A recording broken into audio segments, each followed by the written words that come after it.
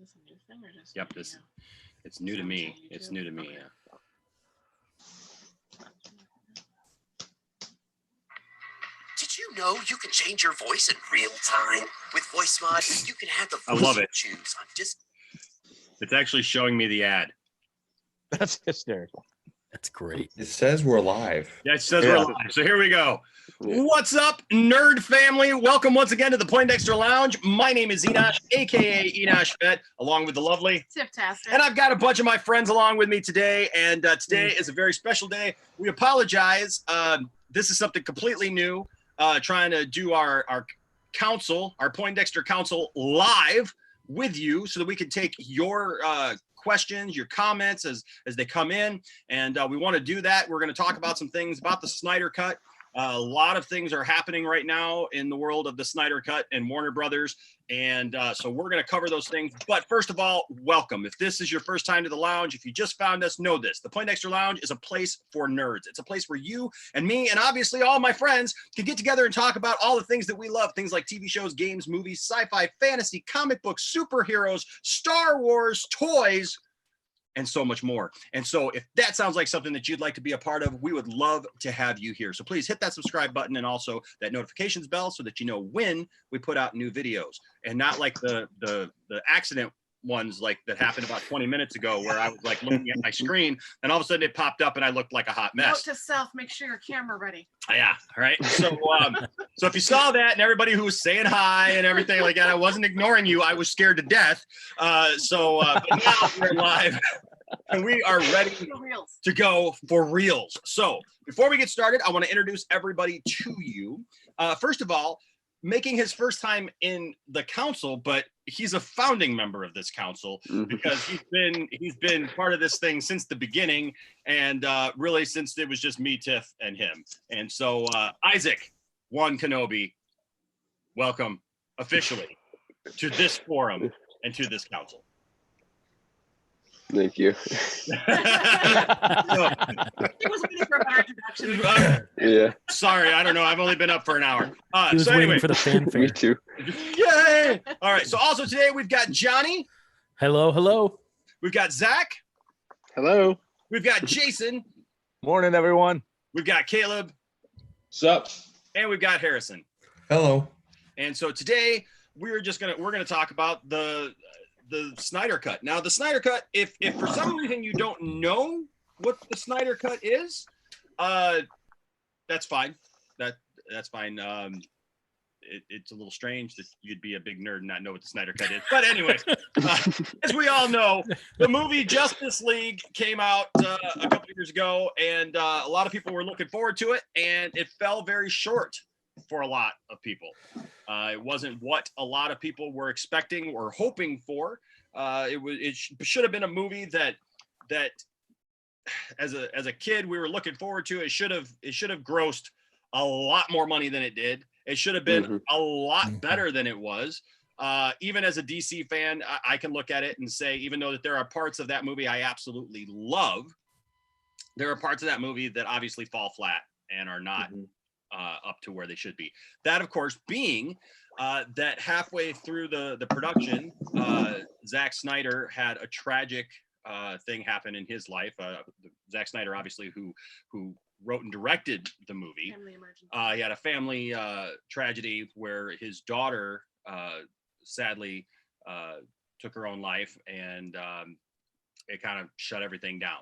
And in that, Warner Brothers decided to move forward with Joss Whedon, who had directed the Avengers movie, thinking, hey, that would be a great way to kind of unite everybody, bring everybody together, bring back in some of the fanboys who maybe had checked out with Batman v Superman, give some hope. And what we got was kind of a jostled, see what I did there? A jostled mess. Your pun game is on Age point. of Ultron Josh Whedon instead of the Avengers Josh Whedon. Yeah, that's Yes. yeah, you Yes. hit that on the head, Yes. Caleb. And so, so because of that, we got basically what felt like two different movies all within the same movie. We got a really jokey kind of slapstick movie with a very serious, dark tone to it, and didn't make a lot of sense to a lot of people.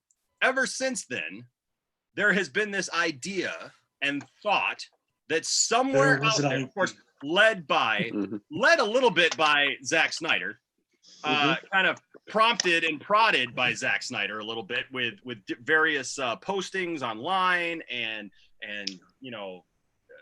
storyboards and different things that he's posted over the last couple of years and just different pictures and takes and stuff, that basically that there was a Snyder cut of the movie, because in his original view of the movie, it was a lot darker. It was the second part of a trilogy of movies that we were supposed to get at actually Justice League 2 that would have involved a lot more. It would have had a different ending, and it had different characters in it, had a completely different feel and look and tone, and it's just been out there. And there's been some believers. Now look, here on the Poindexter Lounge, we have not talked a lot about the Snyder Cut, just because I try to not get into a lot of speculation. We've had our moments, haven't we, Caleb, where we've gone down that route in a live stream and talked about the Snyder Cut and talked about all the things that could possibly be. But for the most part, we've kind of held back just because it's been a huge unknown of what was actually real. You'd hear some people talking about one day the Snyder Cut is real, and then the next day you'd see reported, no, it's completely fake, it's not happening, it's not real, it's completely fabricated by the fans, it's not going to happen. And then you'd have Zack Snyder come out and do something or say something that was like, well, yeah, it's real, I got like 5 versions of it. And then somebody else would come back and say, well, no, of course he's got versions of it, everybody has different cuts of their movie before that, and it was just this back and forth that really, honestly, I didn't want to get into, because it's all speculation. It's all he said, she said stuff.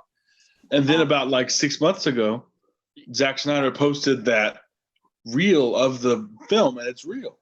Yeah. And so like, all right. I mean, even the stars of the movie were getting it. Exactly. Yeah, you even had Momoa going, yeah, I went and I saw it at his house. It's like, what? Well, and Batfleck and Gal Gadot were like, release the Snyder Cut. Yeah, well, that was the thing. Was a couple of months ago, like all the stars kind of got together. Ben Affleck, Gal Gadot, they started tweeting out, "Release the Snyder Cut," and so it was like, okay, well, this actually sounds like it's a thing now. And then it went from does it exist to will we ever see it? Yeah. Right? That it's a thing, but it's not finished. It doesn't have all the special effects. It doesn't have the finished product in there. There's still maybe reshoots that would have to be done to finish it. So it's not a finished project. It's not something that you'd want to see in its current form.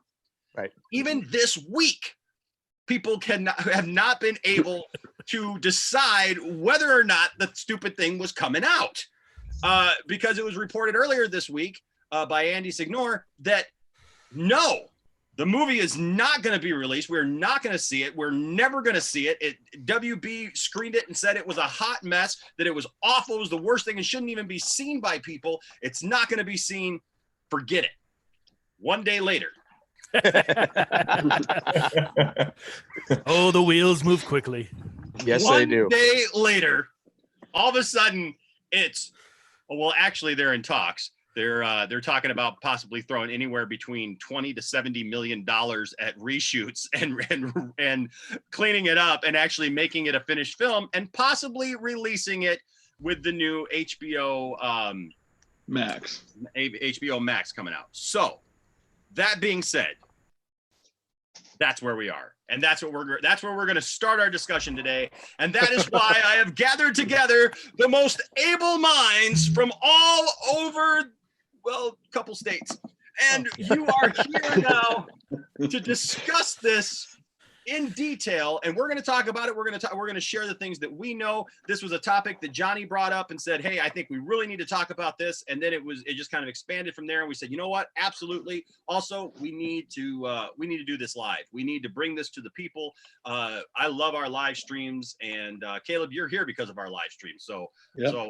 So like we meet great people via our live streams. And so this is something that we felt that we needed to do to bring it to you guys. So we're going to talk about it. Everybody's going to have a chance to voice their opinions and what they've seen and what they think about it.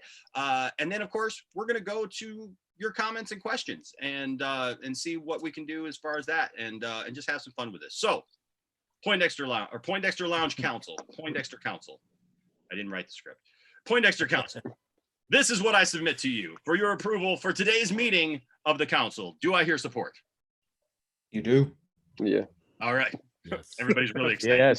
Yes. Okay, we got support, so we're going to go on. So, Johnny, given the fact that you brought us here, and this was your idea to begin with, even before all this broke out. I mean, you wanted to do this last week, so Yeah. you're a prophet, and you didn't even know it. I didn't even know it, right? And it doesn't even rhyme. But here we go, Johnny. Tell us your thoughts and what you think of what's going on. So I looked at it this way. I looked at, the whole idea of the Snyder Cut. You saw some of the stars of the film giving it some traction, right? Giving it some attention.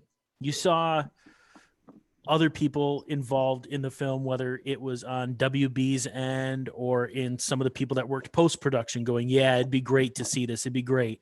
And then you hear the rumblings that it was seen. In my mind, maybe I was trying to, keep my expectations low. I kept thinking, well, it's probably like, the Donner cut of Superman 2. It's something that's not completely finished. Maybe in 10 or 15 years, we'll see it come out video on demand, and it'll have, some type of storyboard sequence in there to help fill in the gaps. And it'll be a neat little piece of fan service. That's what I kept telling myself. But then the more I looked into it, the more I thought, for something that might not ever go anywhere, Snyder is really pouring himself into this. Like, yeah, he kept coming back to it. And then all of a sudden, you hear from folks online who are better connected than me, or a lot of us are, that, hey, the higher ups at WB are really looking at this. And then it piques my interest a little bit. I'm like, really? And then, there start to be rumblings of, well, we can't do major production on anything, but we could maybe do some production and some post-production work on this. And it's like, no, don't get your hopes up. And then, a day or two ago, you hear, the Signor article, like, there's like, nope, it's never going to happen. He's got connections. He would know it's not going to happen. And then all of a sudden you find out that, nope, there's other top brass who are more important at WB. Yeah. They're all for this. They want to push HBO Max, and they're ready to give this a go. And I mean, it looks like it's going to be pretty easy for them to have a green light. And I'm excited because I'm somebody, I enjoyed, you talk about like the Donner cut. I enjoyed that. Mm-hmm. I thought it would have been cool to have that film fleshed out, a little bit more than what it was. And I think this, if they can get the money behind it, like they're talking about, this could be phenomenal. Like, I mean, I don't mind the Justice League movie we got. I'm not gonna, hate all over it. And it's something that my 9-year-old, he loves. But, I would prefer to see that vision that Zack Snyder had. I mean, and it excites me because if he keeps coming back to it, and the people involved in it, whether it was actors or production people on the movie, are pushing for it because they see his passion for the product and the material, that excites me. That excites me as a fan, because my hope is that it then translates into something that just transcends the movie that we got, Well, Johnny, I completely agree with you on that, because the thing is like you said, we've been in this back and forth. We haven't known what to think. And all of us diehard DC fans, we went to go see Justice League.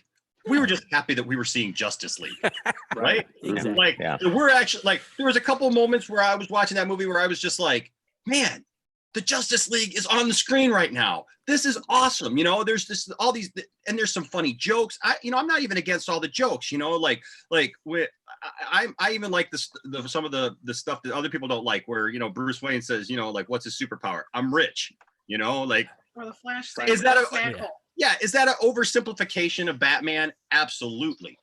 But, the thing is that there's just those moments, right, where you see these glimpses.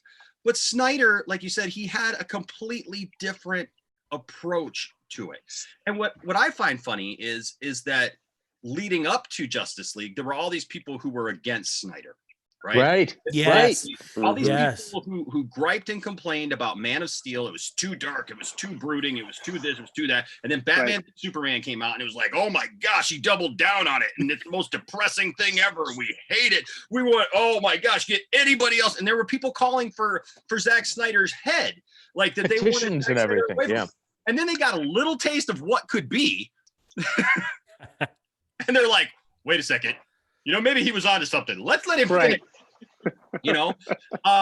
And so, that's the thing is, if they really put something into this, and I love the fact that it's the AT&T people, right? Because the AT&T people, look, Warner Brothers has a track record. I think we can all agree on this. Warner Brothers has a track record of messing up their own properties. Yes. Yeah. Always. Yes. Getting way too AT&T is involved. taking over in their life. The stuff that they leave alone does great. Look at Wonder Woman. They gave it to Patty Jenkins. Yes. Excellent. Yes. Right? But they overthink so many things and get into so many things and ruin them. Just absolutely ruin this stuff. And and that's what they did with that. Well, if they just leave stuff alone, I love the fact that AT&T comes in, buys them, and goes, "What are we doing?" Well, why wouldn't you want to put this out? And with them releasing HBO Max, they need that. They're talking about that now, that this could possibly be the thing like The Mandalorian was for DC or for Disney Plus, right? That this could be something, because people want to see this. Look, this is getting more clicks. HBO. This is getting more clicks and driving more people to look at HBO Max than the announcement of Friends being on there is. I mean, right? Yeah. Come on. We all love Friends. I know Jason loves Friends because he's, he wears a Friends t-shirt. There you go. I've been to Central Park I've been to Central Park on the WB studio lot. I've been there. That's fun. I actually got to participate. You can see that video here on the channel where I actually got to be in a little skit with Phoebe and all. But anyways, besides that, I'm just saying, there's a sense of finally somebody's paying attention and going, because look, I don't want HBO. There is honestly, there's the only things that have ever even interested me in HBO is the Green Lantern thing that's going to come out at some point in the next, but now with the virus stuff going on, it's going to be a couple of years before they get that going. So they need something. This I would actually sign up for. So would I. And this is basically ready-made. Yes. You can, I mean, they can do the reshoots, anything that they need to shoot. I mean, I think all the cast members have basically said they would do it. Oh yeah. They need to reshoot a scene. They can even do Ben that. Affleck said he'd come back. Yeah, they can do that with, I can use my iPhone 11 Pro. And I mean, you get great quality video. They can then in post-production, they can make it work, put it into whatever scene they need to. There's a whole scene in Justice League now where they're on a Zoom call. Yeah. Like the Parks and Rec special. Justice League assemble. All right. Hey, Zach. was like, is this guy still bothering me? Hands off to the side. Is that guy bothering you? I'll be right there. That's funny. Hey, Zach. Zach, I see you smiling over there. I see you nodding your head. You're having a good time thinking about this. I am. What are your thoughts? Man, I'm excited because here's the thing. When they did the Batman v Superman, sorry, I just waved at somebody who walked in. When they did the Batman v Superman Ultimate Edition, and we actually got to see what the movie should have been. Even despite all its flaws, the fact that it actually made it feel like a connected story and not a bunch of things you were dropping into, I think that's what really got me excited about the notion that there could be a Justice League movie that worked like that wasn't trying to be the Avengers. And again, I'm not gonna dog the Justice League movie we got like Johnny. I went to the theater, I loved it, I laughed, I had a great time, but I would love to see especially now that we're getting past where, obviously Batfleck isn't going to be a thing anymore, and Henry Cavill might be moving on. All these characters that we've kind of gotten to know are moving on. I'd love to see the Snyder Cut be that ending for them. To really get to see kind of, even though we're not going to get to see, Ben Affleck do the Batman, we're not going to get to see different things happen, get to see kind of, a button put on this film series. And I think it would be good for WB, because then, instead of them just soft rebooting everything, they can really, maybe the end of Justice League when they reshoot it could even be, Flash, everything's wrong, everything's bad. The only way we can fix this is for you to go back in time. And the ending scene of that is him rushing off to start Flashpoint. And that way you connect the old DC movies with the new ones and make it one coherent, piece. Yeah. Well, and okay, so I want to address something because we got somebody in the chat here who's trying to make it very clear the difference between reshoots and additional footage. Okay. Right. So I get it. Yes, we're live. We're just talking here. We're having a good time. We understand the difference between additional footage and reshoots. But the thing is, it's like no matter where this is at, they're going to have to reshoot stuff. Right. Because they're going to have to make it fit. And like Right. you just said, Zach, depending upon where they're at and where they plan on going with this, because that's really the point, right? It's like, because I was watching some stuff last night, and so what if this blows up? Right. Yeah. What if this becomes this amazing thing? Now, this could come out and everybody could go, "Oh my gosh, that was worse than the other movie." Right. Because fans are fickle and don't Right. think that can't happen. Okay. 100%. Yeah, because that'll 100% happen and totally blow up and whatever. But it's very also a possibility that the movie comes out, people see it on HBO, all of a sudden you get a home video release, and all of a sudden we could see something that is unprecedented to actually. I was just thinking that. Yeah. To actually see a company look. How many people have complained about the sequel trilogy? Right. Right. And how many people fought, and it was a stupid uphill battle to say, redo episode 8, right? We hate episode 8, redo episode 8, right? And we know that was never going to happen. Right. But this could be literally unprecedented. Right. That you put out a completely different version of a movie that has already come out, past, been gone, video, whatever. And now you say, here's this version. Everybody loves this version. You say, because if there's money to be had. Oh, they're going to, yeah. Yeah. I was just thinking that. So let's say it's a hit, right? And everybody loves it. Maybe this is the type of thing that actually makes somebody like Ben Affleck go, well, now that was a lot of fun. Maybe there's some joy in playing the character again. And thinking that maybe you say all of a sudden these guys are like, you know what? Let's finish this. At the very least, let's do 2. Let's get into Darkseid. Let's do that whole big thing that Zack Snyder wanted to do, because we all know that was kind of what he wanted to build to was a Darkseid battle. Anyway, how could it not be? So maybe that they've said they'll come back and do like some reshoots or additional footage, whatever they have to do. Maybe that does make Ben Affleck go, you know what? I think I got one more of these in me. Let's have some fun. Let's go out and have some fun with this, because why wouldn't you? I mean, it's his whole thing was, I think it was so Frankenstein together, the first Justice League movie.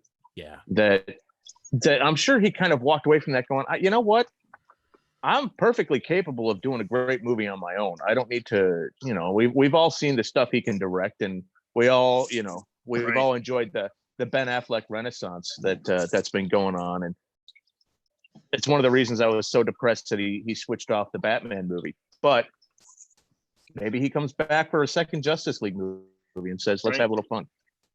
Or The comes rest of back them, and does. Oh, sorry. No, go ahead. I'm sorry. Or says, hey, Matt Reeves is doing the Batman. That's great. I'm going to do a 5-episode run on HBO Max as old Batman. Yeah. Absolutely. Like there's so many possibilities. Like they could retroactively be like, yo, let's make that Robert Pattinson Batman. Let's make that a prequel. You know? Yeah. Right. Yeah. That's he's he's Ben Affleck when he's young. Right. Yeah.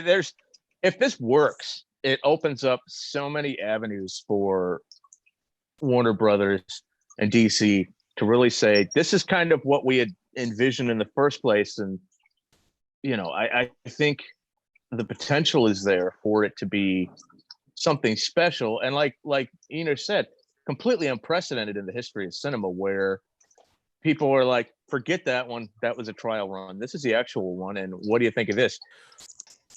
I just hope that there's a cautionary tale in here though too, is that we don't all of a sudden, even if the Snyder Cut finally arrives on our screens and it's a runaway success, I hope we don't suddenly have people going, give me the Trank cut of Fantastic. Give me the Trank cut. Right. Let's get that.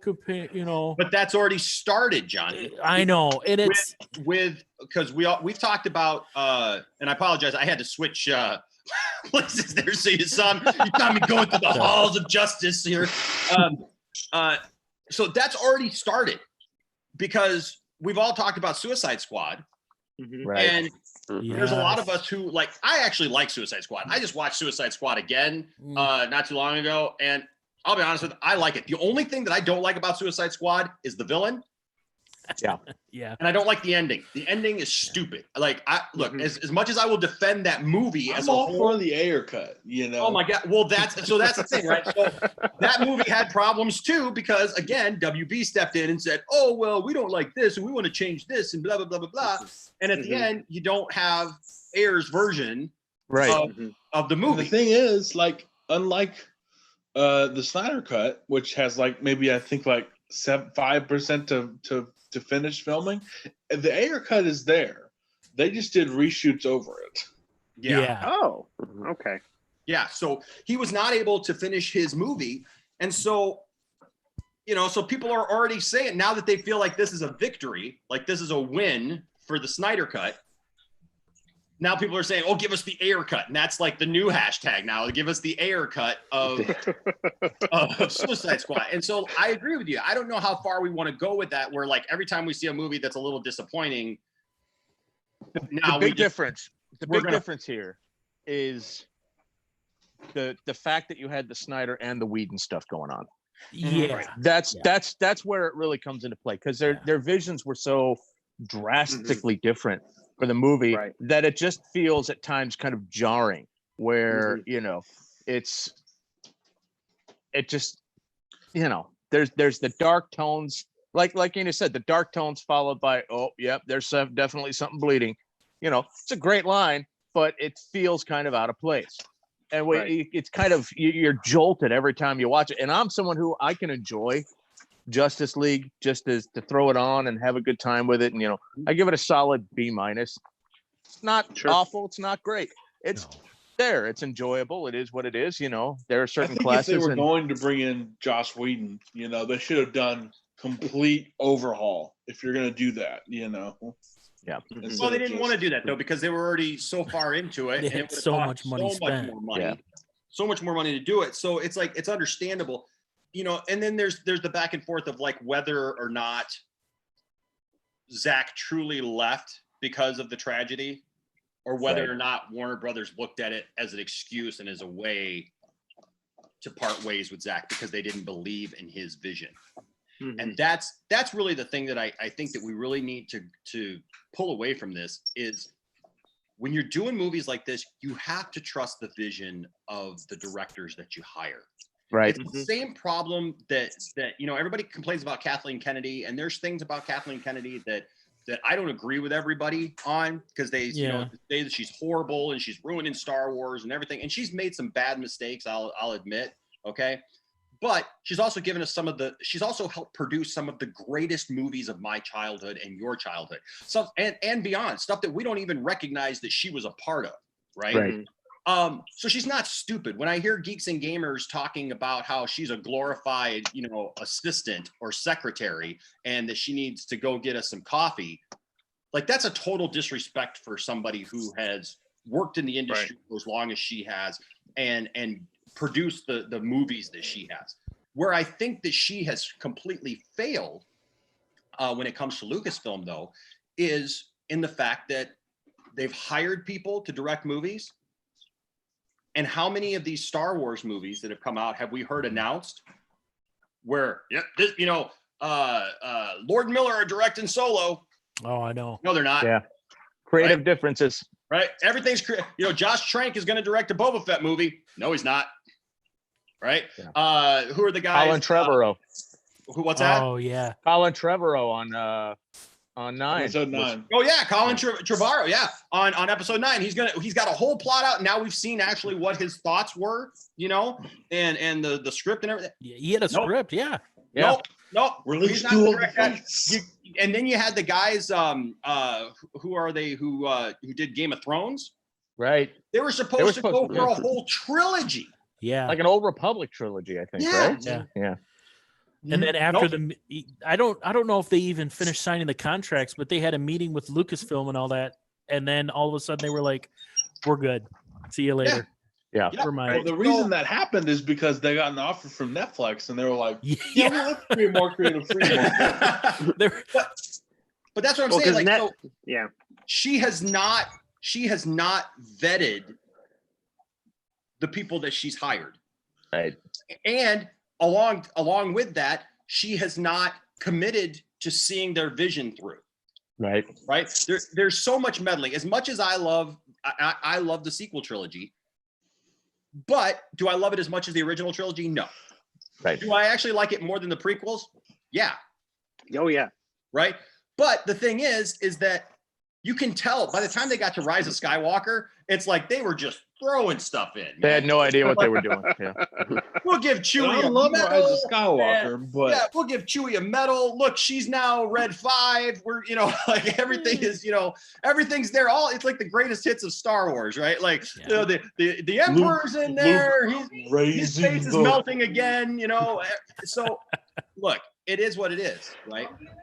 But the thing is that with this, I think we need to learn. I think the studios need to learn a lesson that if you hire somebody, commit to it. Right. Commit And to the it. thing Because Zack Snyder is a vision guy.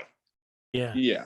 Zack Snyder, he knew what he was doing. All these people who before the Snyder Cut stuff, who were all like, Snyder has no idea what he's doing. And look, people have short memories and act like that wasn't a thing. Right. Trust me, I spent a good part of 3 years defending DC movies to all of my friends as being Likewise. the DC guy, having to get into arguments with people about the stupid DC stuff because I saw what Zack Snyder was doing. I believed in Snyder before the Snyder Cut was ever a thing. I believed in his vision for it because I saw what it was and I enjoyed it. Yep. And I knew that DC is a different thing than Marvel. It's not going to be Marvel. It's not going to be popcorn and bubble gum. It's going to be serious stuff. And Zach was doing a great job with that. And the thing is, you got to let him finish it out. I think DC is the only multiverse where you can do this, release an entirely different film. Yes. Mm-hmm. Yeah. Yeah. Well, I mean, you couldn't do a recut of Iron Man 2 and put it out because everybody'd be like, well, what's this supposed to be? Right. Which they should, but I mean, right. I mean, that movie was not good, but I do release the try to- Favreau cut. I try to put a bit of a crowbar separation between Marvel and DC movies because it's like you understand they're not the same thing. However, one thing that Marvel does do really well is kind of like what we talked about, where they bring on a director who may seem a little out of the box, and then they say, "Do what you do. What vision do you have?" You know, James Gunn is a good example of that. Taika Waititi, another one where it's like, "All right, make your movie, and we see what you're doing there." And Warner Brothers is like we've said, it just is, they can't help themselves. I mean, who we've talked about it in the past with BVS. Who thought that those edits were a good idea? I mean, there's so many things that you cut out, and then it's like it jumps around. I think it's the scene where Lois is talking to when she goes into the bathroom. Mhm. And it's like it's this weird cut where it's like Bruce is getting ready for the party, and then it's just that scene where there's no lead up to it or anything at all. And it's just like, who thinks that edit was a good idea? But It that jumped was around like a TikTok video. It was like, what? exactly.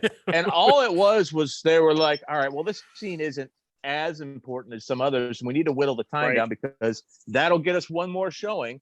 And it's like, if you hadn't done that, the immediate goodwill you would have fostered versus the immediate bad reviews that came out because of it. And so many of those reviews were like, it feels disjointed. It feels like things are out of place. They weren't necessarily dogging the movie because they're like, oh, the plot line is terrible or something like that. It's like, it just feels jagged and ragged and cut up weird. And I will agree with that wholeheartedly. As much as I enjoyed seeing BVS in the theaters, you're watching it going, well, but I feel like something's missing here. We jump from here to here, and there's something not quite right there. So it's almost like you need to have a companion novel like in your hand while you're watching it to be like, oh, in this off-camera scene, Lois went and did this before this. Right, exactly. Yeah. You know, why would you take out the part where she's, I think she's with Jenna Fisher, where she's explaining what the bullet is? That's an important scene. No, let's cut that out. And then all of a sudden she just knows about the bullet and has the information. It's like, well, how did she get that information?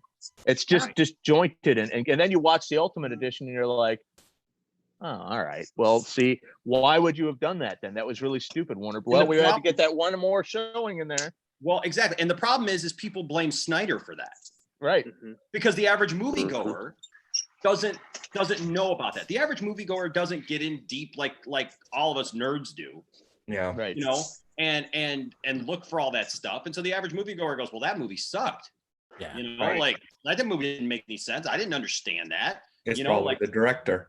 Yeah, Right. so it's got to be the director. It's got to be the way that they wrote it. And people aren't thinking, well, no, it's because Warner Brothers got in there and started cutting stuff up and started telling them, well, you can keep this and you can't keep that, and you can do this and you can't do that, and this doesn't, you know, we want to make it shorter. Well, exactly. It's like it's because it's like Jason said, the editor goes in there and the editor has a time they have to meet from the studio. Right. The studio's like, look, you're gonna have to make these cuts, and that's what happens. And the editor is not necessarily. I mean, there are certain editors. You know, Spielberg had his editor that he worked with forever, the one who made Jaws into the hit that it was. Best movie of all time, by the way. Side note. But editors, especially nowadays, they really are more. They're more the studio than they are with the directors. So it's like they And say. let's not forget that back in the day, Star Wars was saved in the edit room. Oh, Right. Yes, absolutely. So it's unfortunate, and then something like BVS comes along, and like they said, they blame Snyder for it, and Snyder's like, wait a minute, that my version of this didn't have that, and then you'd think that would have taught them everything they needed to know when it came to Justice League. Now again, it is a different situation with the tragedy that hit his life. And I don't think there's anyone out there who heard what happened that faulted him for leaving that production. Exactly. Right. It's you hear that and he's going, you can't expect me to do anything right now. I just don't have it in me. And I was like, can't fault him. But at that rate, I was like, you know what? Shelve it. Let him come back to it.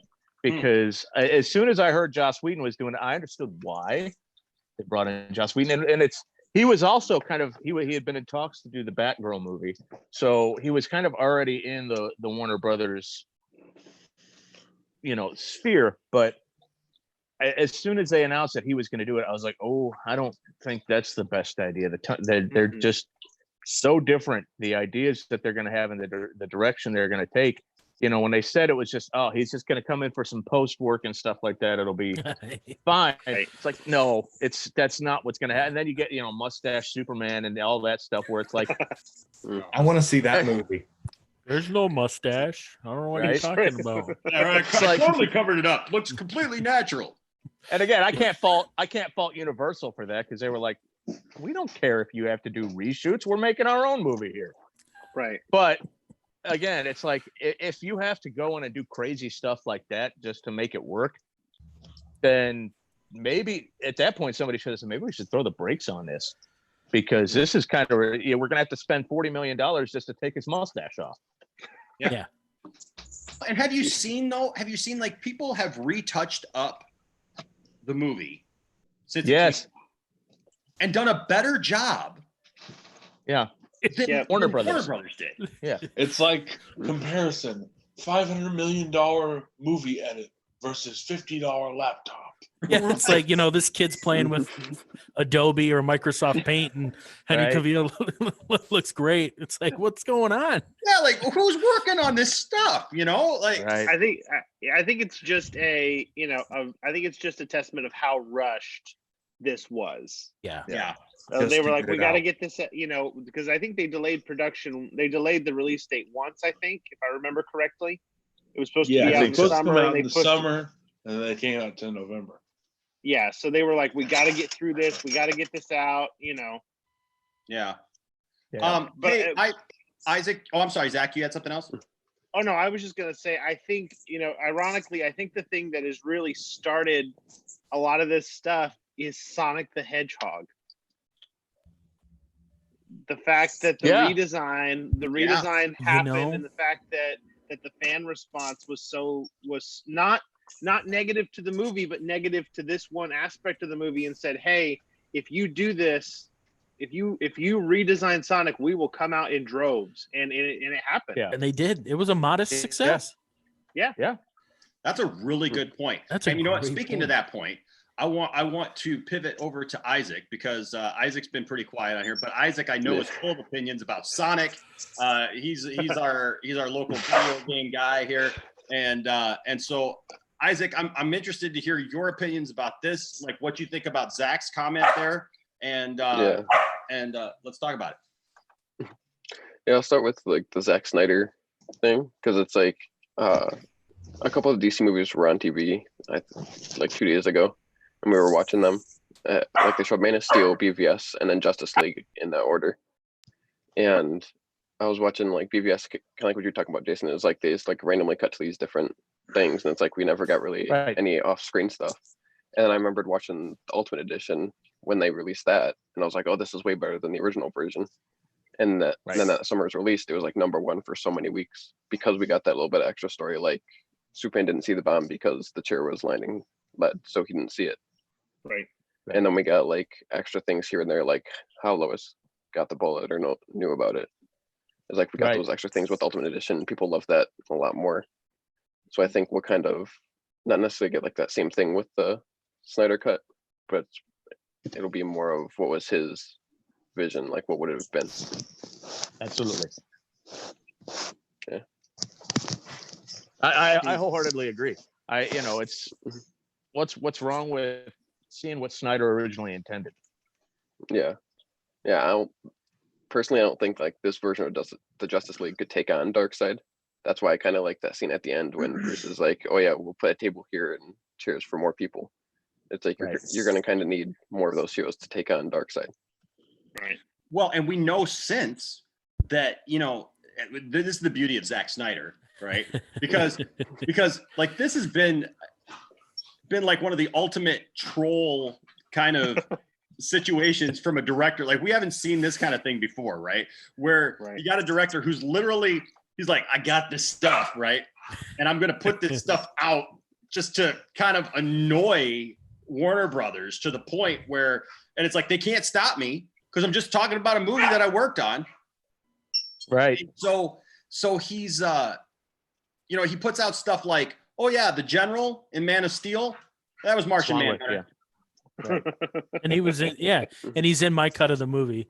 Yeah, And it's like- he's in there. It's like, Right. Oh, you go know, ahead. all this speculation that people played off like, no, that was never going to happen. That never would have been the vision. right back. And then comes out and it's like, that is the vision. It's like, oh, you know, that is where he wanted this character to go. It's like, goodness. Yeah, I really like your thoughts on, you know, linking the Snyder Cut to the Sonic situation, though, Zach. Yeah. That really, Well, that because really people, sparked something. because look at how people responded to that, right?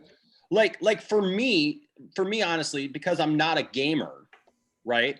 Like, I mean, I played Sonic. Don't get me wrong. I played plenty of Sonic back Sonic in the Hedgehog. Like, no, that's like, take that away. Right. So like I played Sonic when I was a kid, and you know, I enjoyed it. It was fun, right? But the thing is like there are people who obviously take that property very seriously because it's something that they love and they play still, and you know, and it's evolved and everything. It's like Mario, right? It's the Sega version of basically what Mario was to Nintendo. And so when that came out, like for me, honestly, I was like, I wasn't like super excited about seeing Sonic anyways, right? Like it was just like, if I see it, I see it. It'll be okay. We'll go see it because we like movies, but you know, whatever. And then I saw Sonic and I was like, I knew something was wrong about that. Something just did not look right about Sonic in there. And I know Isaac had some problems with it. Yeah. I was like, I love like those like Sega and Nintendo like franchises, and I was like, I'm just gonna see Sonic because it's Sonic. I don't really like the design, but I'm still gonna go see it. And then when they said they're gonna do a remodel, I was like, are they gonna like darken them, light them up? Or are they gonna like change how he looks completely, like a full remodel? And then they went with the full remodel and it looks way more accurate to the original Sonic. And I kind of think that helped the movie a lot. Well, and I think too that, you know, like as much as I said that this is a call for people to for studios to trust their directors, right? I also think that this is a call because this is a problem that I've had for a long time with movies, especially properties that I really enjoy, and that is directors who get in and say, "Well, I want to give my vision for this," and they completely change stuff up, and it's like, there's a reason why people love certain properties, right? Like I'm thinking G.I. Joe, for example. Yeah. I love G.I. Joe. I got a whole room full of G.I. Joe stuff, okay? Like G.I. Joe takes up now a large portion of my toy room. It used to be exclusively Star Wars, then it was Star Wars DC, and then all of a sudden, a couple years ago, I got back on this, hey, I got to get the stuff from when I was a kid. Now all of a sudden, I've got, you know, the USS Flag, and it takes up 7.5 feet in my room, right? 21 square feet that thing is 3 feet by 7.5 feet. Like it's huge. Biggest place that ever made. But the thing is, it's like those of us who love G.I. Joe, there was a reason why we love G.I. Joe, right? There were characters that acted in certain ways, that did certain things. And look, I went to go see the first G.I. Joe movie, and it was like, yeah, it's all right. Was it really recognizable as G.I. Joe besides Snake Eyes and Storm Shadow?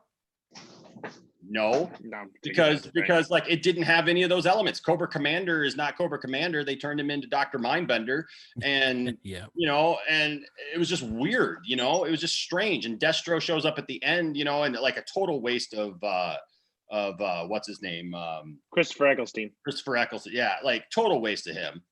And it was just sad. The second one was a little bit better, right? You know, at least you had Cobra Commander as Cobra Commander, you know, and stuff. But they opted not to put Destro in because, you know, they wanted to save the money, you know, because like, how do you do a guy with an all metal face? You know, they wanted to see that. And now they're completely rebooting it, and they got Snake Eyes coming out, and it's a completely different story, completely different thing. And they've kind of changed it because Snake Eyes was a white guy, and that was like that was him and Storm Shadow. That was their beef, was because Snake Eyes was a Vietnam vet who was welcomed into their ninja clan, and Storm Shadow was ticked about that this white devil was welcomed in and actually the preferred guy that their master, you know, clung to. Now he Snake Eyes is Asian. So it's like when you see that, there's like all these changes where G.I. Joe fans are going, Why? Why can't you just give us G.I. Joe, right? Like, why can't you give us the G.I. Joe we love? And it's not just G.I. Joe, but like that's just an example of something like here. But you see a lot of these properties, Sonic. It's like Sonic is like everybody knows what Sonic looks like, right? Sonic has been around for how long? Even in in the little digital thing, back in the Sega Genesis, you know what Sonic looks like. Why would you just try to change what to make it cool and hip and new and what? Who's going to see that movie? Right. That's what you got to ask yourself. Who's going to see these movies? It's fans. It's people who've been with these properties for long periods of time. Right. You gotta satisfy those fans. You got to give those fans something that's recognizable, something that they can cling to and go and say, yes, that's what I saw. And it's like between the studios and the directors and the writers, you got to come together. You got to say, okay, we're going to give you a property that is true to the original content, that looks like the original content. And once we have that, we're going to let the director do his job or her job. Right. It doesn't seem like it's that big, like it's that hard of a thing. Right. But for some reason Hollywood doesn't seem to get that. Certainly not Warner Brothers. Right. Well, and I think Sony does the same thing pretty often. Yeah. Sony just tends to meddle with their properties a lot. Yeah.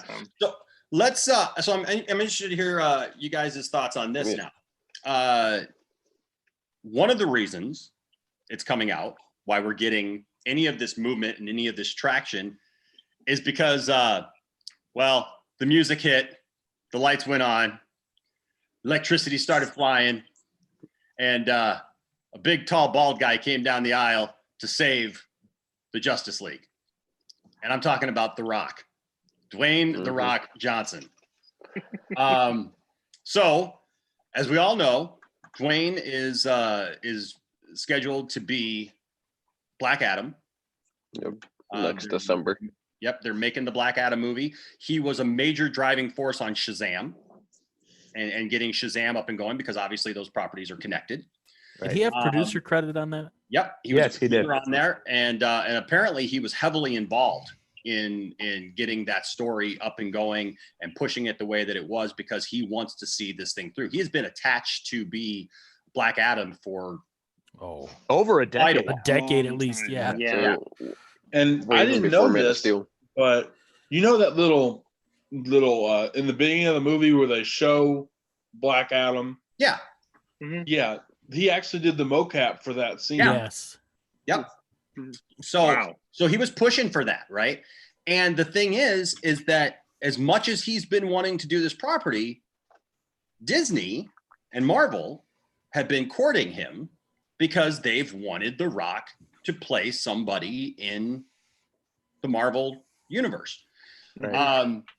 Because as much as I don't really care for all of The Rock's movies, there's some that are really good, and there's some that I just go, oh no. But as much as that is, like, you got to admit he's a draw. Oh yeah, right. People love The Rock. People love watching him in movies, and he's got that charisma, right? He's got that personality.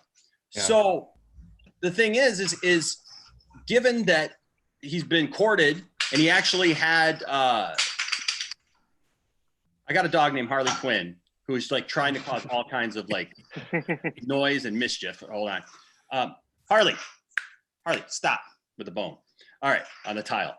But the thing is that Dwayne has come out, like it's come out that Dwayne apparently has been the big push for the Snyder Cut to come out, because Dwayne wants Henry Cavill to remain Superman. Yes. Yeah. Dwayne's ex-wife is not only The Rock's manager, but is also Henry Cavill's manager. That's weird, man. Yeah. But apparently they still have a great relationship, and whatever. Yeah, they're still friends. Yeah. Yeah. Sure. And so the thing is The Rock has he doesn't want to mess around. He wants an intact DC universe. He wants a DC universe that is intact, that is strong, that he can join, that he can be a part of. And so he wants Henry Cavill. He wants Justice League the Snyder Cut. He wants this strong thing going forward, so as they go forward, he can be a part of this franchise. Right. Mm-hmm. And he's got a lot of power. He's got a lot of pull with WB, and his ex-wife.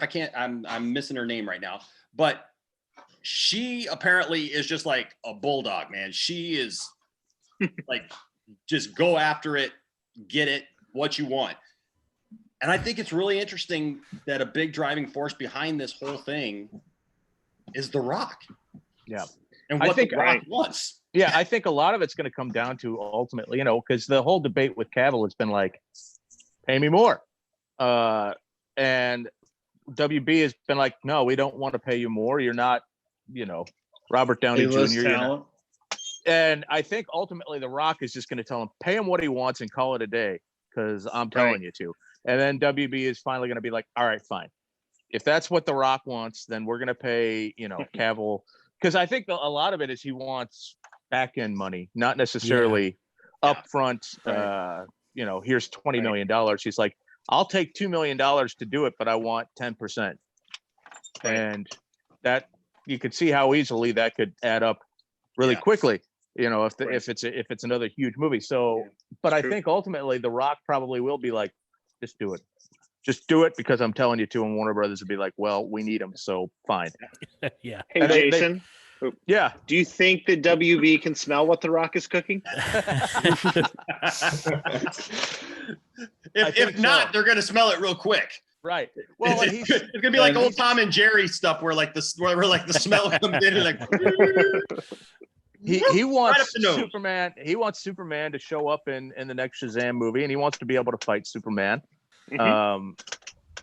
That's always been his thing. I want to fight Superman, and he's been effusive in his praise of Henry Cavill as Superman. So the writing on the wall is there for Cavill to come back. I think the whole thing has always been just pay me more, and we'll do this tomorrow. So I think, like I said, I think The Rock is going to be like, just pay him more, just because I'm telling you to, and then they'll do it. Because he's kind of like the franchise invigorator. It's like you slap him in the middle of a franchise, and all of a sudden it's got the biggest results it's ever had. Oh, yeah. Right. And he's brilliant casting as Black Adam. Yeah. I mean, there's no question about that he's perfect for the role. So it's not like they can be like, well, we'll get somebody else to play Black Adam. Because everyone and their mother knows he's the only one in Hollywood that can pull that off. There's no one else out there like that who has the look, the size, and the passion for it. So and the presence, like you have to have a presence on screen, and he's got that. Because you could you could hire somebody who's big, but they're not going to have there's only one Rock. Right. Well, there is. I mean, it's like the in the Jumanji movies, he's got that, his superpower is the smoldering looks or whatever. And it's like, but that's it, and that's a play on the fact that The Rock draws your attention when he's on screen. That's very, very meta of them to do that. I got a good chuckle out of every time that was on there because, and you could tell he was having fun with it too. But it's just, like I said, you're not going to find anyone else. So he's kind of got all the power when it comes to that. They want to do it. Shazam was popular enough, got good enough reviews that they have to do a sequel. And you put The Rock in the next one, it's going to make $300 million. So, they're whatever he wants is going to happen. And he's, like I said, he's been effusive in his praise of Cavill. And how much of that is because he's still friends with his ex-wife or whatever, the backroom politics of it. But it's still out there, and it's still, people know that that's the case. So the instant he said that, the higher ups at Warner Brothers were like, we're probably going to end up having to pay Henry Cavill, aren't we? And it's like,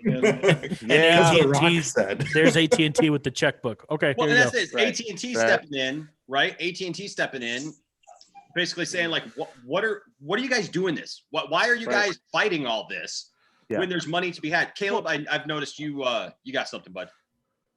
Yeah, I just wanted to address something in chat. We're not trying to take away any credit from the fans who have been doing this hashtag and everything. We're just giving credit to where credit is due for The Rock. Is that Oh yeah. Oh yeah. Look. The fans have definitely stepped up. Oh yeah. When it comes to this whole Snyder Cut thing. Yes. Look, you can't take that away from anybody. The reality is fans coming together is a wonderful thing. Like, people have opinions. That's why we're doing what we're doing here, is because we all have different opinions and we all have different thoughts on things. The only thing is that when we bring up stuff like The Rock, for example, really championing this cause, right? That supports the fans, but it gets somebody like The Rock doing that. What that does is it gets the studio to pay attention to the fans. Right. Well, the fans started this fire. Yes. Yeah. And the fans have kept it going. And Zack Snyder has helped the fans feed this fire. And people like The Rock are able to grab the attention of the money people and say, look at that fire right there. Yes. Look at this. Pay attention to it. Because they'll hear rumblings about it and they'll know that, we're dissatisfied with something or we want to see something. And, we can do everything we can, but sometimes it takes somebody like a Rock to say, you need to look at this. You need to see exactly where this is. And then when they do, then they can see just how deep and how wide, this goes. Well, and the talent can make the power play like The Rock. And then you get somebody like Gal Gadot coming on board who they can't lose Gal Gadot. Obviously, Wonder Woman is right now the face of the going to make a lot. Yeah, if she'd have said, well, I'll walk, then they'd be like, all right, we'll do whatever you want because please don't leave us. And even somebody like Ben Affleck, who's like released a Snyder Cut, they're probably thinking, wait, would he come back? Yeah. Because we've talked about it before. His performance was so, even with the criticisms of BVS when it first came out, almost universally people were like, Ben Affleck is the surprise here. He crushes it as Batman. So the idea of, wait, would he come back and we'd have our Batman back in our EU? How amazing would that be? The power play that, The Rock couldn't get it going, saying, look, fans want this. I want it now. And then all of a sudden people like, Gal Gadot and Ben Affleck jump on board too. It just puts the pressure on the studio so much to say, at this point, I don't see how we don't do it, just because the push for it is not just, the fanboys, as it were, but you've got the talent now saying this we signed on for this movie. Show the movie. They're like, look, we signed on to do this, and the fans that pay the money, they want this. Yes. So we want them. Let's give them what they want. And I think that's the point. Like you said, we're not trying to take away from the fans. No. Because the fans definitely lit this fire. The fans have kept this fire going. They've been fanning it. They've been doing it. But I noticed another comment here that said that The Rock hasn't been campaigning for anything.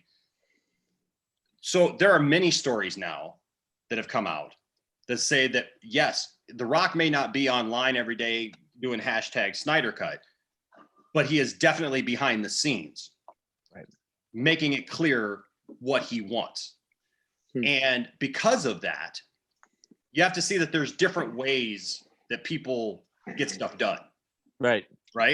And so you have the vocal people who are out there, with the hashtag and the social media presence. But then you have to have the people behind the scenes who put pressure on the studio. Yeah, you go sit in the office with the studio head and say, this is what I want.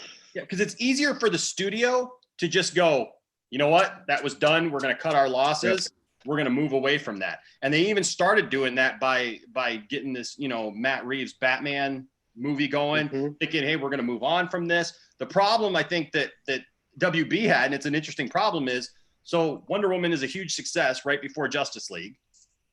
Justice League is what it is. And then here comes Aquaman out of nowhere making $1 billion. Right. Now all of a sudden it's like, well, do people hate this or do they like it? With the right director. Right.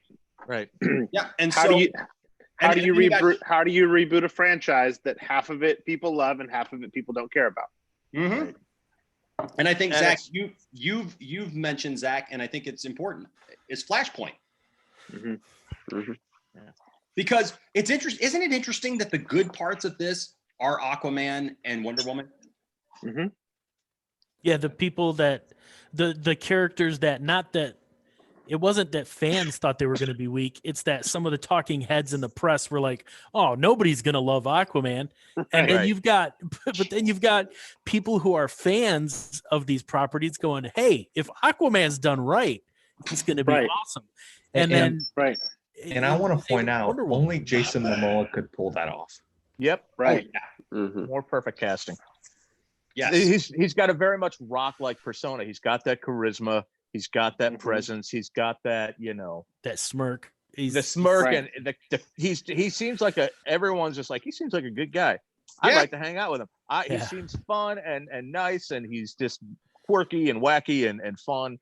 And that Right. was just, again, perfect casting. And Who would have ever thought that Aquaman would be the top Yeah, DC exactly. Right. movie? Right.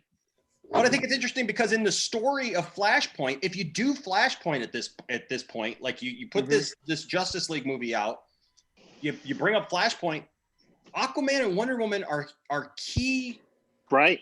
that points war. Mhm. yes, in that.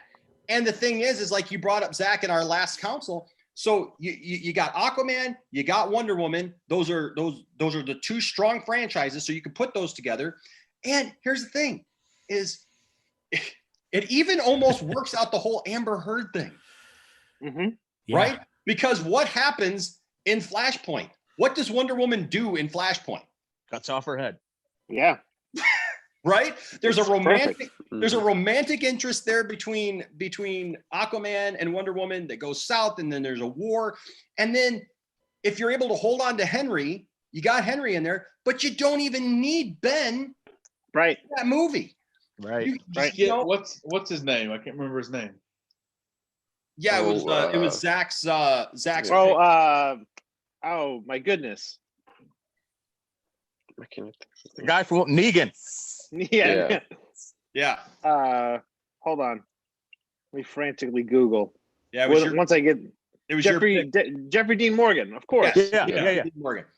So you get him for Batman in that movie. And didn't he say like after BVS like he'd love to play a Yeah. Flashpoint Batman? Oh yeah, he's in. Yeah. Like if they offer it to him, And he'll then like do it. have the last scene be Robert Pattinson's Batman reading the letter from his dad. Right. Yeah. So It'd be incredible. yeah, so Wow. you got this great setup, and then going forward from there, you can do whatever else you want to Right. do. You can if Ben Affleck isn't going to come back as Batman, it's okay because you can change it. Right. Right? You can come back to this new world that's maybe brighter and do whatever and move on forward then with your story. Yeah. Right? And I think Snyder Cut is fans should be excited because the studio is finally saying, okay, you care enough about this universe of characters being together, functioning in a world that they can all be in at the same time. So let's see what happens when we play with that world again, and we want to see these characters interact with one another. We want to see them, share the screen. And Right. whether Snyder Cut leads to some more short form stories on HBO Max, Mhm. whether it's a video on demand movie or something that's produced, I don't know. I would hope it leads to bigger and better.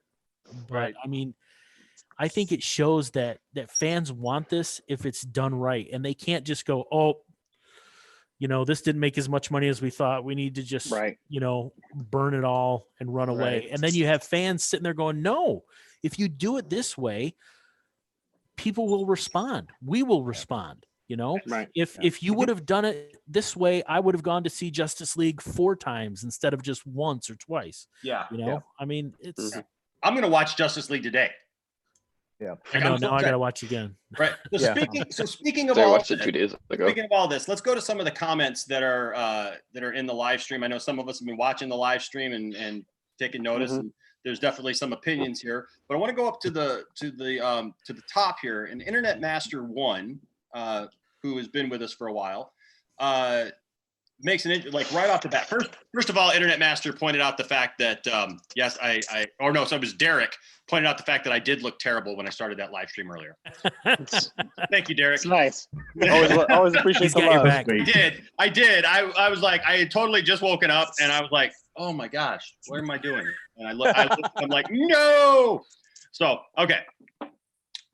First of all, Internet Master did love Tiffany's Superboy shirt, which I love it too. But he says, I'm so happy that Zack Snyder is doing another watch party tomorrow. Now here's Yes. Isn't it Man of Steel? yes, on Vero, Zack Snyder is doing a watch party tomorrow of Man of Steel. What do you guys think? And I want to go around the room. What do you think the chances are Snyder Cut gets announced tomorrow? Johnny. I think this could just be the rabid fanboy in me, but I think it's highly likely that it gets announced or he drops another major hint like he tends to do. Yeah. Zach, what do you think?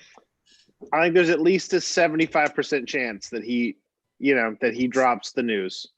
As long as he can't do it until the negotiations are finished. So if those aren't done yet, but yeah, I think there's definitely a really good chance. Isaac. Kind of like what Johnny said, like the fanboy me kind of is like, I kind of want like the Snyder Cut, so it's like I'm hoping for that announcement. But on the other end, it's like I don't even know what he could like announce or say if it's not about the Snyder Cut tomorrow. So I'm kind of like hoping that it's the Snyder Cut. Harrison, what do you think, man? I'm with Johnny. Maybe not an official announcement, but like, a few bombs like, oh, this was supposed to happen, and it didn't because of, Warner Brothers. So yeah, that's where I'm at.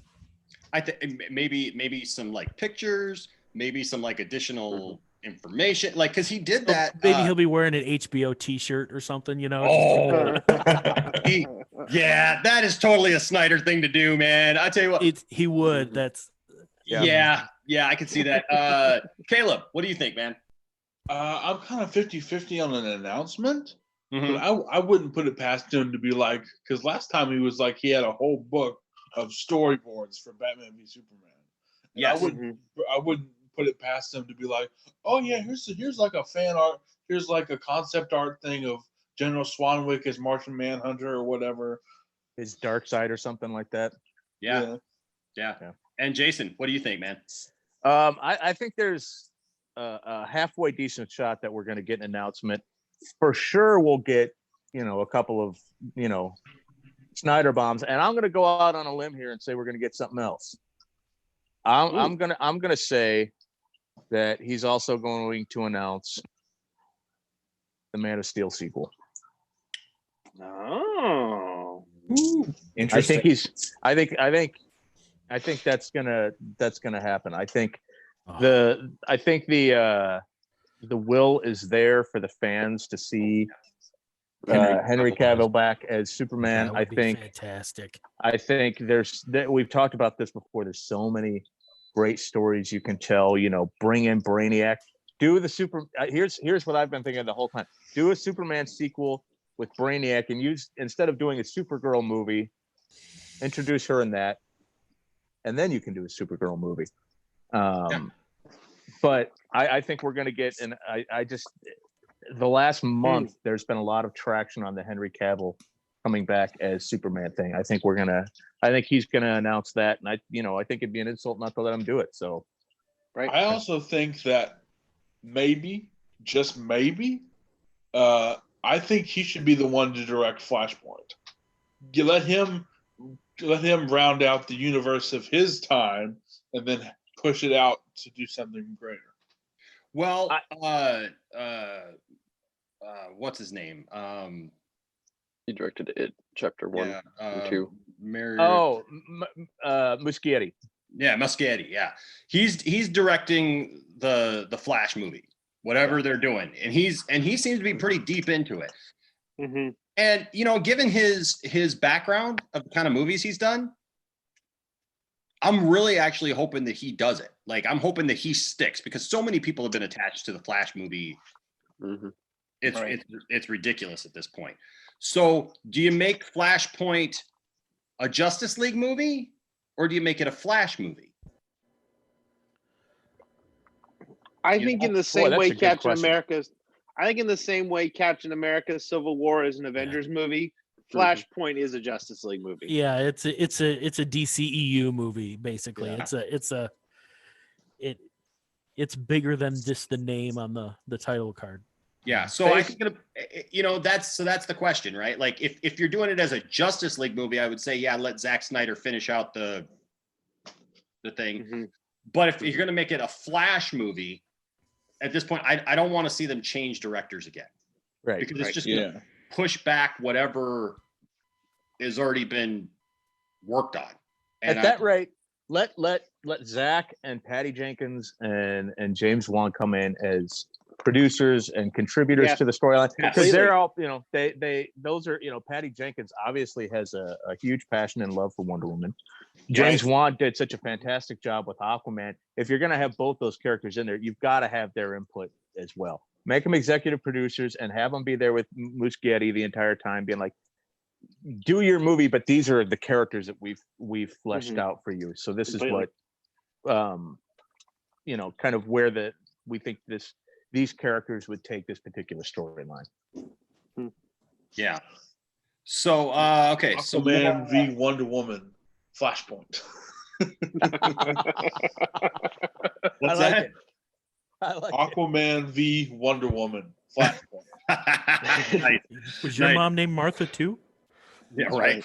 So here are some other things. Internet Master also said, so before we go to that, Richard Gilbert says, what do you think the Snyder Cut will add to Justice League?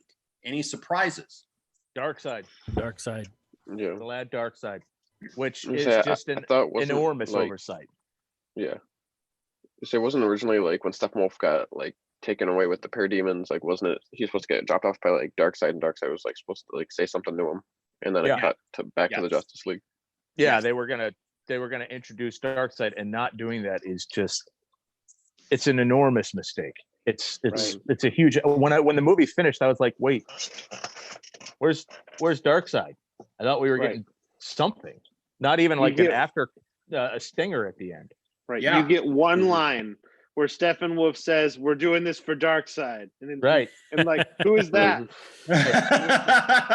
This dude, he's this guy back where I come from, back from the old town, and he's kind of interested in what's going on around here. Sometimes I'm his uncle. We're related. Yeah, somehow. you know who I'm talking about. You know the dude. He's a big guy. Shoot stuff out of his eyes. It's cool. Man, he got a bad temper, that Darkseid. But yeah, I agree. I mean, you get Darkseid. Also, I think the one of the biggest things that we get from it that adds to Justice League is just more story. Yeah. Better fleshed out stories with these characters, because honestly, I understand the idea of saying that before you did a Justice League movie, you should have had established these characters first. Right. Right. Because you got to have some buy-in. I understand what they were trying to do, because they didn't want to just follow. They didn't want to seem like they were following the same formula as Marvel. And the thing is, originally this was supposed to be a 5-film Superman arc. Right. All about Superman. Right. Yeah. So I get it that, they wanted to do something different and present something different, but I think it kind of bit them, because you gotta have emotional attachment to the characters. And if you just throw the characters in like they were established and you don't really know anything about them, then the stakes aren't that high when it comes to the problems they face. Like why should we care about Barry Allen? If all we know about him is a couple of funny little quips and stuff, like he's got this little base of operations. Like, how in the world did he get the materials to make his Flash suit? Well, I'm hoping Ray Fisher gets a chance in this to just develop some more cyborg there. I saw an article that was like they took out like Ray Fisher and I forget Barry Allen's girlfriend's name. Iris. Iris, yes, Iris. Oh, that was a brain fart right there. They cut like a lot of Ray Fisher stuff out, and they cut Iris Allen completely out to put in like Martha Kent and some of these other things that you're like, well, that's I guess a sweet scene, but it wasn't that long a scene that you had to go and cut stuff out, and B, why would you cut out Cyborg, who is a League member, to show Martha Kent? And more Lois Lane and stuff like that. Lois Lane thirsty. Yeah. Right. So here's another interesting. So talking about things that are in the Snyder Cut, Internet Master mentioned things that we know so far that are different is that Cyborg is the heart of the film. Yes. You got Superman in the black suit. Yep. Yes. Love that. Which, oh my gosh. Yeah, I feel like give me black way for him Superman. back. It'd be so good. Yeah. So good. Yeah. Time travel. Right. Because obviously they need to. You and I made a video on that. What's that?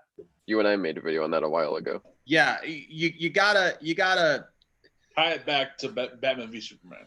Yeah, you got to tie it back in and show like what in the world that whole scene was all about.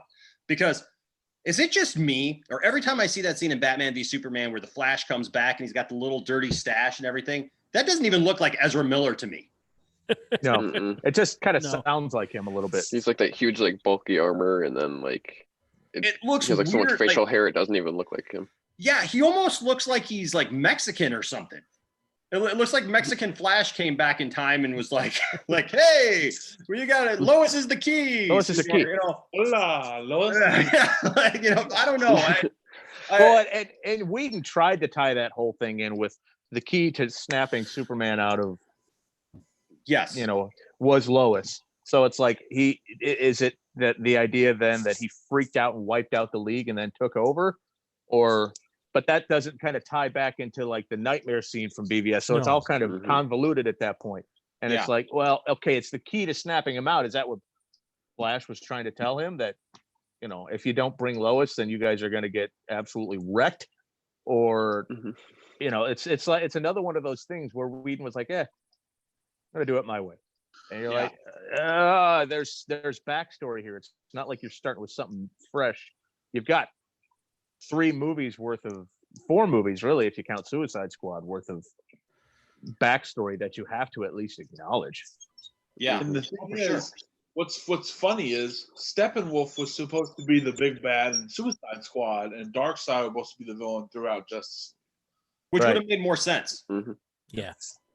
And Darkseid's so good at working from the shadows anyway, that you kind of have the parademons. Maybe you send in somebody like a Mantis or a Calabac or something like that as kind of the what is going on here type of situation. He's on the hunt for the anti-life equation, and then you have him kind of come in at the end saying, kind of like, this is who I am, and then you do 2 where he's just the threat. You've got to take him down. Well, you got a Thanos situation where it's almost like he shows up and goes, okay, fine, I'll do it myself.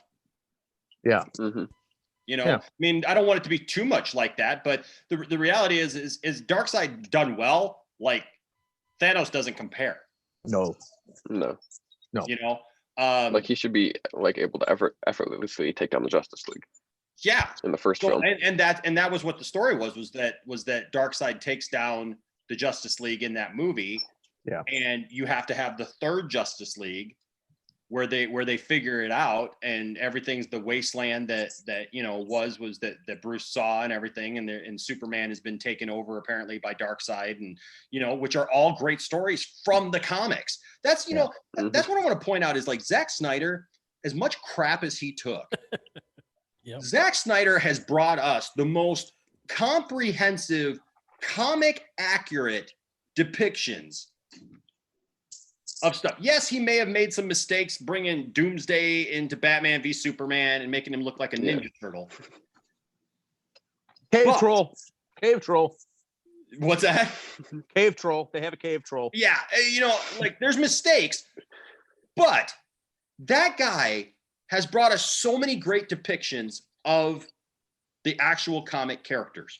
The And way he's such a good cinematographer. Like he'll literally rip stuff off the page. Like for Yes. that shot in the trailer of Batman v Superman, where he's like zip lining away and the Yes. lightning. Yes, straight. Yes. Yep. straight out of Dark Knight. Directly from the Dark Knight. Yeah. Yep. Yes. So you got to give it to Snyder for that stuff. I mean, when I heard people complaining like this isn't right, this isn't correct, and I'm like, then you haven't cracked open a comic book in the You last haven't 30 read a years. book. I really felt like he was building towards trying to adapt in a certain way Final Crisis. Okay. I think there was going to be, he does get the anti-life equation. That's how he takes control.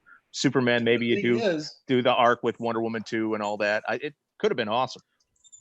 Zack Snyder himself has said that the script for the original third Justice League, they wrote out a whole planned thing, and they said that was what it was based on, Final Crisis. Yeah. And that's a great storyline. Oh, it is. So other things, obviously we get Darkseid. Internet Master also mentions Green Lanterns. Yeah. Yes. Yeah. That we were going to get. And Martian we got that in Manhunter. the flashback. The Martian, right? Yeah. And Martian I've been Manhunter. dying to see the Martian on screen. Oh, that'd be so I mean, they would sweet. back General Swanwick from Man of Steel and make him Martian Manhunter, Which would have been fantastic. The Martian is one of my favorite characters, so I've always wanted to see him on the big screen. Just they've done a decent job of it with Supergirl, but they're so limited by what TV effects can do on the CW. Oh yes. That get him on screen, get him, doing the shape shifting and the size changing and the phasing and everything like that. I mean, he's basically as powerful as Superman. You need him to beat Darkseid. So I just give me the Martian. I want to see the Martian. Yeah. So those are all important. Now Martian. He mentioned something here that I don't think I've heard of, but the Atom was supposed to play a role. Yeah. I think I had heard that. Yes. The second Atom, not the original Ray Ryan Palmer. Choi. Right. Ryan Choi. Yeah. Okay. Yeah, I had not heard that. Yeah. I don't know if he was in the movie as the Atom, but there's pictures of an actor playing Ryan Choi himself assigned. Okay. Yeah, so I mean, those are all things that we get: Green Lanterns, Martian Manhunter, time travel, Darkseid, Superman in the black suit, Cyborg has a bigger role. Those are all things that we would have seen in this movie, and that's just the stuff that we know. And there's so much more. Yeah. Beyond that, So I think that I heard. I don't know if this is true, but that Mark Wahlberg screen tested for Green Lantern, and they have shots of him as Green Lantern. Was he going to be? He wasn't going to be Hal Jordan, was he? No, he was going to be what's his name? Guy Gardner. Guy Gardner. Yeah, Guy Gardner. I'd say Mark Wahlberg could pull off Guy Gardner. Yeah. I can't see him being. Well, and that's Kyle Rayner. I think whatever the future, maybe Kyle. Whatever the future past Snyder Cut is going to be, will determine which elements we finally see in the Snyder Cut. Because I don't think they throw money at this without having a way to move forward. At least I would hope not. You know what I mean? Right. Like, I don't want to see all these things come into the movie to never have any more payoff, because then as a fan, I'm going to lead the charge of give me, Snyder's new Justice League movie. It's like, it's to see I'm this. just hoping that if they release it and they put it on HBO Max, and they're just like, yeah, this is the canon Justice League. Yeah, this is where they're all going to go from now. Yeah. Well, going back to what Johnny was saying, if you're Warner Brothers and or AT&T and you're gonna throw $70 million at it, I'm not doing it unless I get like an assurance, like from Ben Affleck, that he's gonna come back. Yeah. Right. If I'm throwing that much money at it, saying, all right, we're gonna do something here for the fans and something that's never been done in movies, I need to know that he's coming back, because we got to have some payoff for this later. So you tell me he's coming back. He signs a contract tomorrow. We'll do, and we'll kind of do it the way he's wanted to do the Batman. Then we'll do it. Then I'll throw $70 million at this, because you're basically asking me to pay for a whole nother movie now. I need some assurances. And if I were, I would wholeheartedly understand that mentality of, if we're doing this, we're actually going to go ahead with it, then I need a few assurances here. Yeah. Not least of which Ben Affleck saying, all right, I'll come back and finish this off. Mhm. Somebody's put in chat, Mike Zero should play the Joker. I like that. That's funny. Well, I think it's interesting because realistically, Affleck was a decade older than Cavill. Yeah. And really Pattinson's only, I think, 2 or 3 years younger. So really if we can figure out a way not to do a solo Batfleck movie, but to just end Batfleck well and move on from there. Yeah. Yes. I think Cavill and Pattinson next to each other will look great. Yeah. That's if Pattinson picks up the weights. Yeah. That's right. Only if Pattinson lifts the weights. You're right. And I think Batfleck deserves that. I think Yeah, I do too. I just keep coming back to how good he was. In my opinion, he's the best Batman we've ever had. It was even in the gray suit, everything was exactly what Oh yeah. Who would have ever thought the gray suit would have worked like that after we've seen nothing but black suits? Right. Yeah. But it works so well. It's so comic accurate. Yes. Right. Well, the beginning of Justice League, when it opens up in Gotham City, and he's on the roof and everything, and there's all this. And he's going after the guy, and I mean the parademons look awesome, by the way. I mean, right. Mm-hmm. So, but he's doing that. That harkens back so much, I thought, to Keaton's Batman. Like it felt like Keaton's Batman. I think it was supposed to. That I loved was like that movie. Even with all of its problems, man, there were so many things that harken back to stuff that we love. You had them use a little bit of the theme from the Batman movie. You had Superman. A little bit of the theme from Superman. And the thing is, like, if you just tweak some stuff, you can be like, those movies are canon. Yeah, they're good, but it is what it is. But I agree. It's a shame that people reacted the way that they did instead of giving it a more of a chance. Because really, if people reacted better to it originally, do you think that we'd be in the position that we're in? No, I don't. I think if it makes $1 billion, the conversation doesn't come up. No, but then again, do we get to see the Justice League films that we as fans want to see?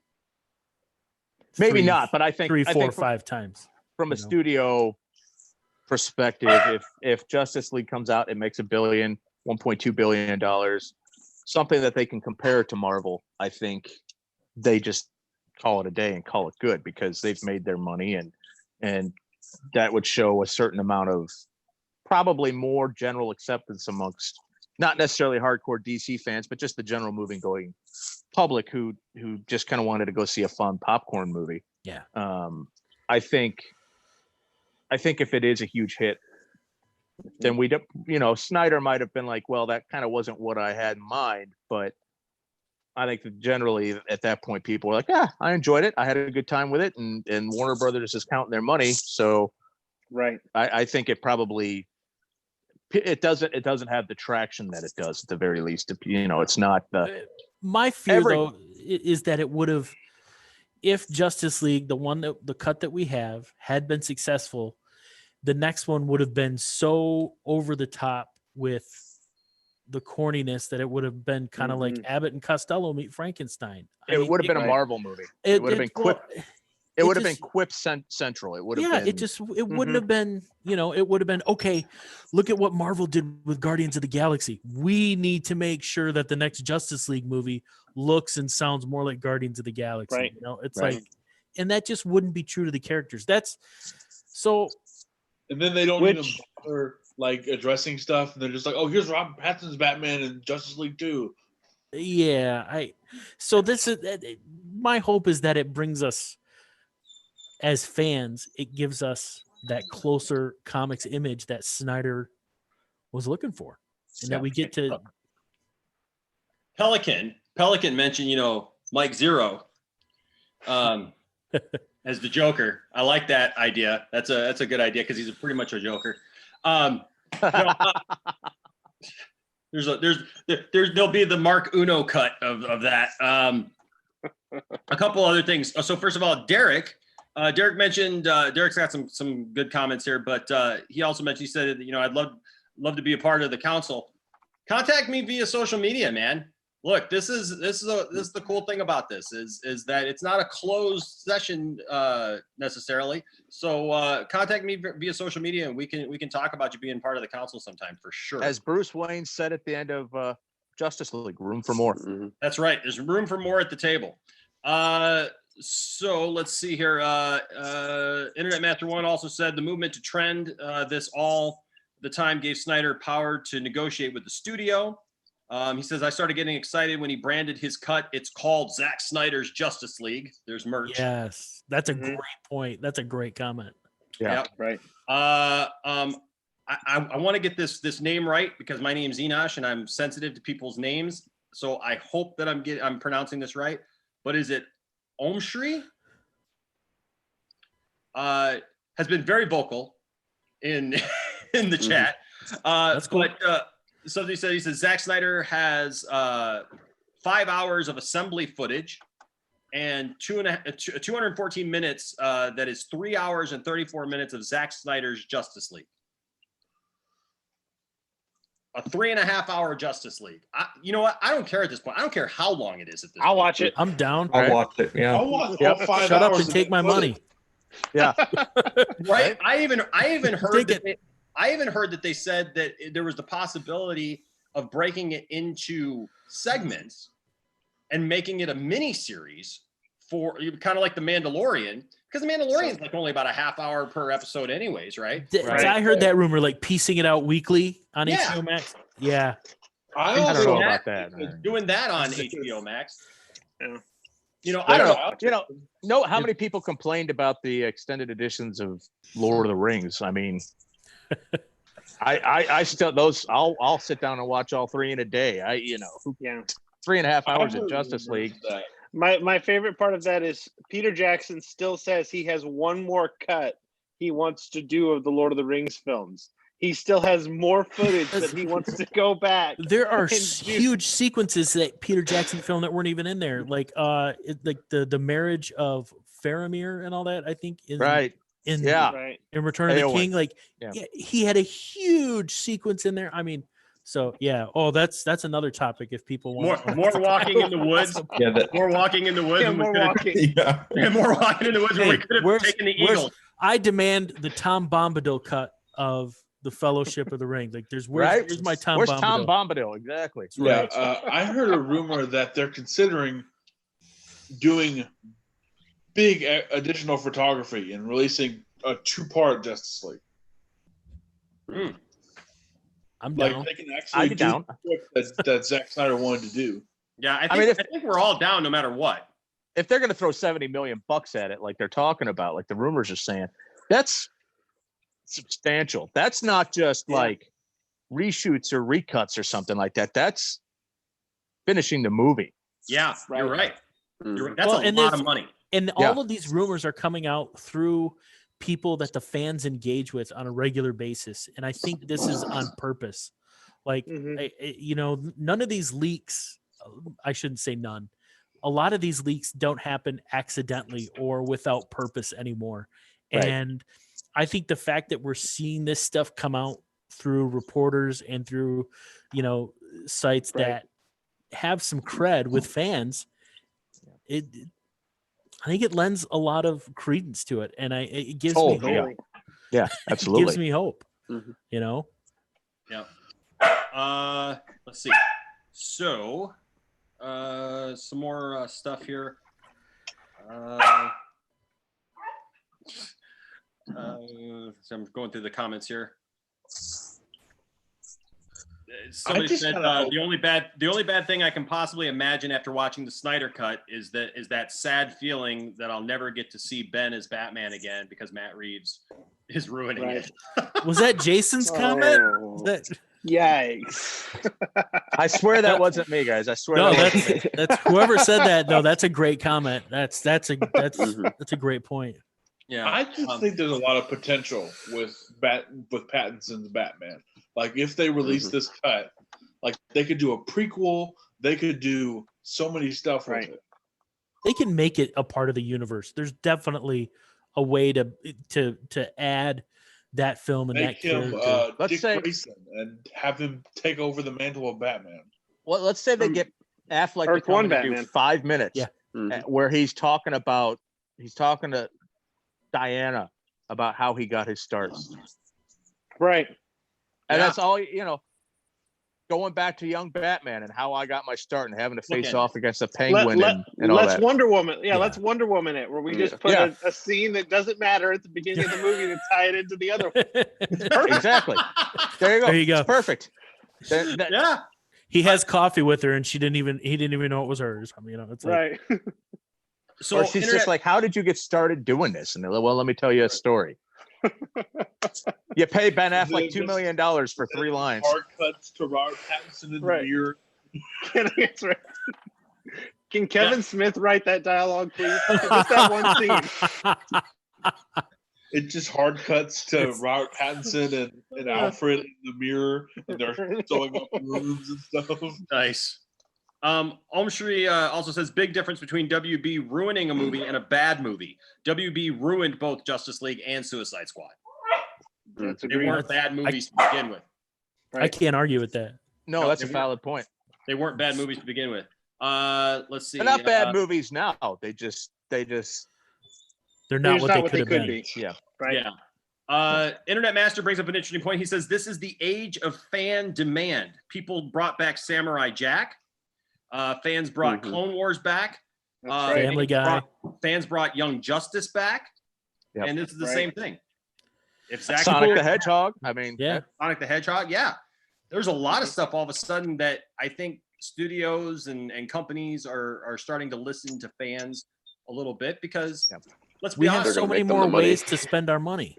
Yeah. We have so many more places to spend our money. And let's look at Star Wars. Let's look at Star Wars. So I love Star Wars. Okay. Last Jedi, I actually love The Last Jedi. And I know that there's a lot of people who don't, and that's fine. I respect everybody's opinion, but I love it. But we'd be blind to say that we don't see the backlash that has been there against the sequels, right? Yeah. And it's a mess. It really is a mess for Disney because and as much as we make fun of Mike Zero here on the channel, so much that I even do the parodies, as much as we do that, the reality is people are ticked off, and there's a lot of things that people would like to see or hope to see from Star Wars that they're not seeing.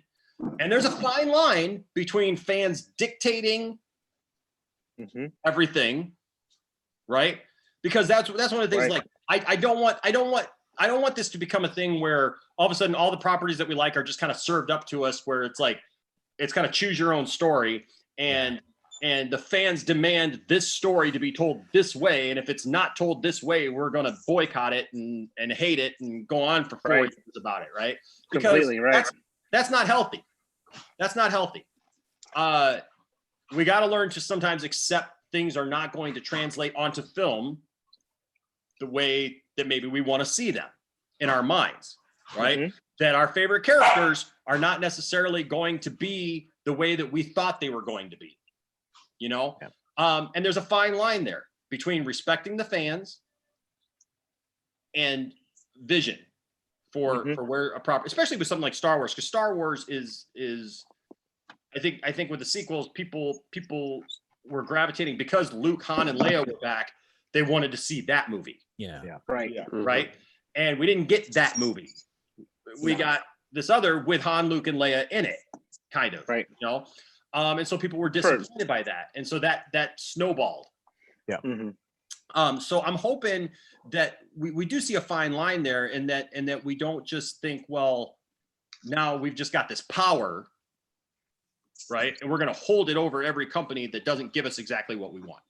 Right. Well, Lucasfilm did kind of that with with Rise. I mean, you can watch episode 7 and then watch episode 9 and really not miss anything. I mean, I'm not a Last Jedi hater at all. Okay, I am. And that's fine. But Jason, would you agree with me though that you could watch? Yes, absolutely. You can. So Completely. as someone who does not care for Last Jedi, the fan demand was so much, or at least they felt the pressure was so much at Lucasfilm, that episode 9 it basically picks up. You could just go, oh, these characters have only done A and B before, after episode 7, and we get to here. I mean, there's just Right. Yeah, absolutely. It even explains why Snort's not there. Yeah. Yeah. Like in the scene. Yeah, no, absolutely. You could absolutely bypass Last Jedi on the way to Rise of Sky. Now, I didn't like Rise of Skywalker either. I will say it is I love the whole trilogy. it's a marginally better movie than Last Jedi. It's got a Star Wars movie. It's actually got it's got on. I will give Rise of Skywalker this. It's got one of the best scenes in Star Wars history in it, and for that I will give it credit. And it's that scene between Han and Kylo. Mm-hmm. It's a fantastic scene, absolutely fantastic scene, and that's one of those ones where I find that scene on YouTube periodically and watch it just because I think it's a perfect Star Wars scene. Yeah, it's fantastic. But I also I see exactly where Enosh coming from, where it's like directors have to have a certain amount of leeway. Now, I think Rian Johnson's whole thing of, well, I'm going to subvert every expectation everybody ever had for Star Wars probably went just a smidge too far, where people were like, hey, this is it. This is the movie we're finally going to see Luke Skywalker as as Lucas put it, the most powerful Jedi of all time. We're going to get that finally. Awesome. And then he's like, no, you're not. Surprise. So people were like, all right, you've got to understand, there's a balance you have to strike as a fan and as a creator, that directors have to have the ability to craft their art the way they see fit. You wouldn't go to Leonardo da Vinci and tell him he's painting the Mona Lisa wrong. Right. She needs to smile more. The Sistine Chapel, like, make it a collaboration project and be like, you do this part, and you do this part. Yeah. But if you were doing a collage now, if you're doing Sistine Chapel Part 2, right, then maybe the Vatican has certain expectations of what you're going to be doing. And rise of the chapel, or exactly. So you've got to kind of as Michelangelo now, you're like, all right, this is what my audience is looking for. So Michelangelo, certainly I wouldn't expect him to go about subverting expectations and say, well, no, now I'm just going to paint the ceiling blue and that's all you get. So there's a balance that can be struck there, and it's true for Star Wars. It's true for, it's true for the DCEU, where people were expecting certain things out of it, and it didn't necessarily have. When we did the nerd debate about Superman, and Enosh made the great point that this wasn't the saving the kitty cat from the tree Superman. This is learning to be Superman. People were kind of taken aback by that. The whole idea of him killing General Zod. People were they were stunned by the way Superman doesn't do that. Yeah. A, if you've read the comics, if he has to, he will. Mhm. Right. And B, that's just part of the journey where he's done it once and he's like, nope, don't ever want to do that again. He forced me into the comics. Oh yeah, absolutely. Yeah. He's like I said, if you've read the comics, he will do it if he has to. And like Superman 2, yeah. Christopher Reeve killed Zod. Yeah, right. A defenseless Zod who had no powers. Yeah. Margot Kidder killed Ursa. Yeah. Yes. He threw that He threw that Well, if you vinyl Superman shield at the watch other guy. TV version, He they threw get the cellophane arrested S. by North Pole Police. Yes, So, you know, there was such a thing. It was the North Pole Police. Yes, it was the elves from Santa's workshop. But you know, it's certainly that. The general moviegoer, I mean, Superman is one of those characters that everybody knows. It's not like pulling out an obscure character and you know, Jonah Hex. Who's Jonah Hex? I mean, that movie being the disaster that it was, a lot of that goes into people going, well, who's Jonah Hex?